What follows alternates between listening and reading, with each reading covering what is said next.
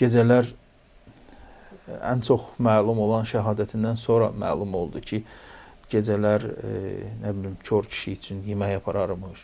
Gecələr yetim uşaqların qapılarını döyüb yeməklər qoyarmış. Amma bilmirdilər ki, kimdir. Amma bilmirdilər kimdir. Hətta ən mənə təsir edən bir hadisə var ki, əleyhissalam gəlir, görür ki, bir ailədə imkansız ailədir, ailə başçısı şəhid olub.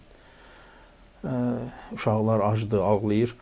Əleyhissalam gedir, un gətirir, xurma gətirir və xanıma deyir ki, sən uşaqları sakit edirsən, mən çörək bişirib, yoxsa sən çörəyi bişir, mən uşaqları sakitləşdirim, ağlamasınlar.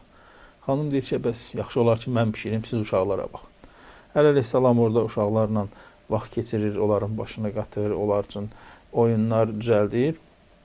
Ta bir zamanda ki, xanım da çörəyi bişirir, gətirir, uşaqları yedizdirirlər. Orada şikayət edir. Deyir ki, ay kişi, Allah səndən razı olsun.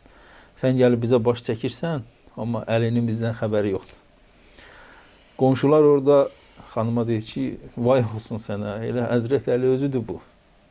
Sən belə demə. Yəni, ağanın həyat tərzi deyirəm də, həyat tərzinə baxanda hər şeydə birinci idi. Səxavətində də və heç zamanda özünü tanıtdırmazdı. Və məsələn, İmam Həsən əleyhissalam, İmam Hüseyin əleyhissalam dəfindən qaydanda o kör kişinin ağlamasını görürlər və soruşurlar, nədir, sən niyə burada ağlayırsan? Deyirdi, 3 gündür bir Allah bəndəsi mənə gətirib yemək verirdi, 3 gündür yoxdur. Həmin ki, o zərbətlənməsindən vəfatına qədər 3 gündür mən burada yiyəsiz qalmışam, gəlib gedənim yoxdur.